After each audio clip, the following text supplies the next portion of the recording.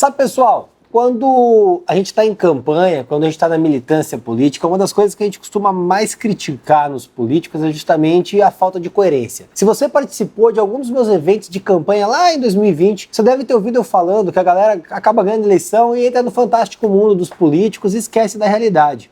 Na verdade, muita gente, depois que entra para a política, esquece efetivamente quem ele realmente é, o que moveu ele a ser um agente político, enfim, até o que moveu ele a fazer as coisas que ele fazia, a militância. A pessoa acaba perdendo aquela capacidade de se indignar, aquela revolta essencial e genuína sobre coisas absurdas que acontecem. E não apenas isso, coerência é a palavra que norteia e deve nortear todo agente político. Primeiro, por uma coerência com aquilo que levou ele a se eleger. Segundo, uma coerência com os próprios eleitores dentro da sua atuação. É isso que norteia especificamente meu mandato e tudo que eu tenho tentado fazer aqui como vereador na cidade de São Paulo, mas não apenas isso, como advogado. Você vai se lembrar que quando eu ganhei a eleição, e durante todo o meu mandato, meu slogan foi #Vamos processar tudo.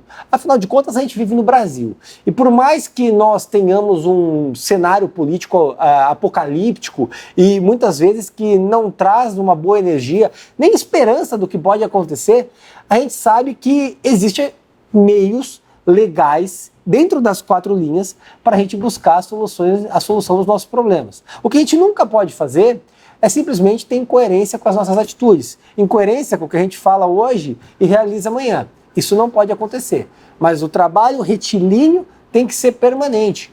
E é justamente dentro disso que eu vou anunciar um novo processo para vocês neste vídeo de hoje. Mas antes já sabe, se você curte o processo, se inscreve no canal, deixa um like no vídeo e ative o sininho para receber as notificações. Mas, sem mais delongas, eu vou deixar o processo para o final, porque eu quero que você assista o vídeo. Então, eu vou inverter a pauta e vou começar pelo final e depois eu vou para o começo. Desculpa, mas não adianta não, ouve aí que a primeira pauta também é importante. Afinal de contas, o Luiz Inácio Lula da Silva criou o Dia da Marielle Franco. Então, você imagina você aí no país, a gasolina está aumentando, ou tudo vai subir porque a gasolina está subindo, naturalmente tudo vai ficar mais caro, vai ficar mais difícil para você se locomover, para comprar pão, para você comer, para você se alimentar, a inflação não é reposta no salário, a gasolina continua subindo, mas ela vem aditivada com amor, então tá tudo bem, aí o que o Lula faz? Ele cria o Dia da Marielle Franco. O Lula deixou muito claro ao longo desses 2, 3 meses de mandato que ele não está muito preocupado com o país em si, com a economia, com o país funcionar. Quem apostou naquele Lula ortodoxo errou. Na realidade, o Lula está preocupado em governar exclusivamente para a esquerda, e exclusivamente para os seus aliados ideológicos. Tanto é que já gravei sobre o assunto e não assinou a carta de repúdio ao ditador de Nicarágua. Ele vem adotando uma linha de acolher os ditadores, acolher os aliados de esquerda mundiais e também no país. Passa pano para o José Rainha, que vai extorquir fazendeiro, enfim, faz toda aquela salada que você já está acostumado e cansado de ouvir aqui no canal. Agora, o que ele faz? Cria o Dia da Marielle Franco. Ele está preocupado com a Marielle? Eu duvido. Eu nem acho que o Lula é um cara feminista, esses papos todos, ele nem sabe o que é isso. Vai exigir muito da cabeça dele. O Lula só está preocupado com o negócio. O Lula está preocupado em lacrar para a esquerda.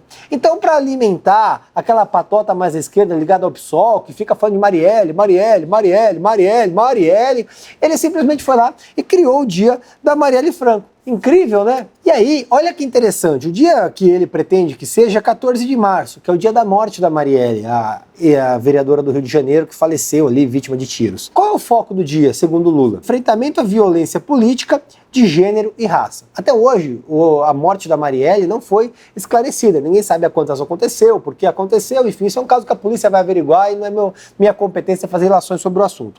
O ponto é que, por exemplo, a PM Juliane dos Santos Duarte, mulher negra, lésbica, pobre, assassinada a tiros após ser sequestrada na região sul de São Paulo em 2018, não é homenageada. Por quê? Porque ela era PM. Ah, mas era mulher, era negra, era pobre, mas era PM. Então aí não cabe homenagem. Se fosse filiada ao PSOL, talvez tivesse todo um mimimi ao redor dela, mas aqui no caso não cabe.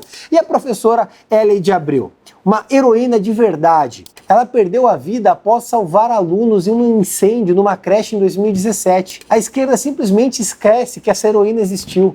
Uma pessoa que deveria ser lembrada na história do país pela conduta heróica. Uma mulher, uma professora, não era uma pessoa rica, estava ali trabalhando por amor, perdeu a vida, salvando a vida de crianças. E eles esquecem. Ou então, o caso da merendeira Silmara Cristina. Essa não morreu, felizmente. Graças a Deus ela está bem. Mas ela ajudou a esconder 50 alunos em um ataque que matou 8 pessoas numa escola em Suzano, aqui em São Paulo. E essa pessoa, essa merendeira, essa heroína de verdade, simplesmente é esquecida. Por quê? Porque não era filiada ao PSOL, não era militante. Então aí não tem homenagem do Lula, não tem homenagem da esquerda, não tem homenagem de ninguém. Se não é a gente ficar falando aqui, alguns outros colegas de direita, lembrando dessas pessoas, simplesmente esqueceriam. Então eu quero deixar aqui, efetivamente, o meu repúdio à estupidez do Lula e a sua grande incoerência, sua grande hipocrisia.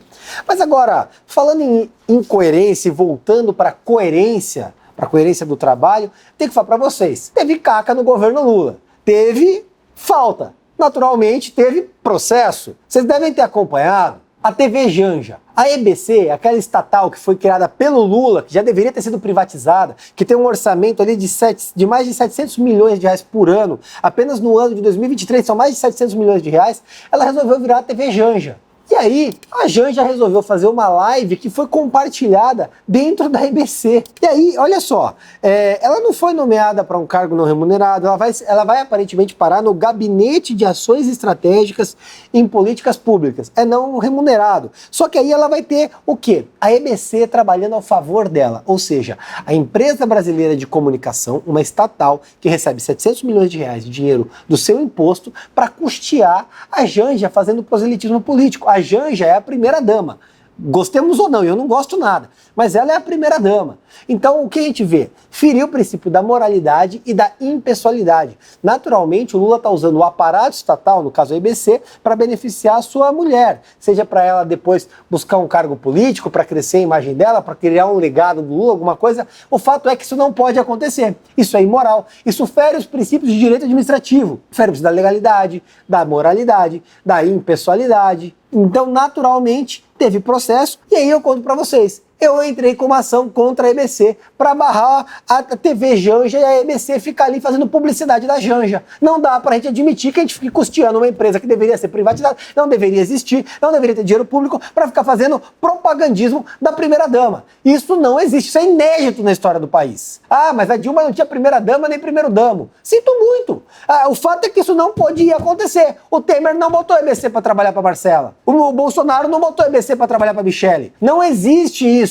É completamente imoral, é inaceitável. Levei à justiça e quero suspender qualquer espécie de veiculação beneficiando a Janja na EBC, que seja utilizada para publicidade institucional. Se é que já é errado ser desse jeito. Mas então que seja para a finalidade legal dela, que é a publicidade institucional. Não para propagandismo da primeira-dama. E só para lembrar, eu tomei umas notas aqui, ó. A Janja é uma feminista que colocou o nome Lula da Silva no sobrenome. Conveniente, né? Particularmente eu sou a favor da mulher levar o sobrenome do marido, até porque tem toda uma espécie histórica, culto aos manes, enfim, uma hora eu gravo um vídeo de curiosidade, enfim, sobre isso.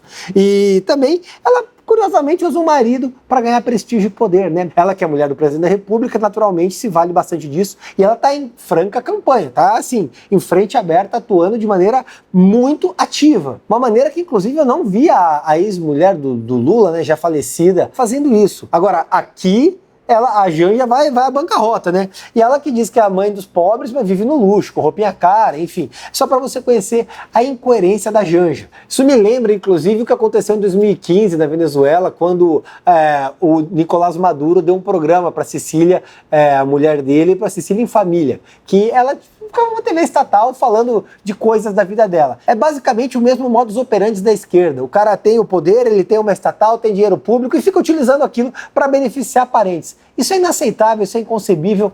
Processei e vou processar quantas vezes forem necessárias, porque o nome disso é coerência. Desde o início da minha vida política, eu fiz oposição ao PT, antes de mais nada. A primeira coisa que qualquer pessoa pode esperar de mim é oposição à esquerda, oposição ao PT. Eu sou um parlamentar de direita, eu sou um sujeito conservador. Eu não admito esse tipo de postura e vou lançar mão de todas as ferramentas que estiverem ao meu alcance para barrar esse tipo de farra, custe o que custar. E o segundo, mas principalmente, é a coerência em minha atuação. Se eu falei que ia processar tudo, o processo cantou. Tamo junto, um abraço e vamos processar tudo.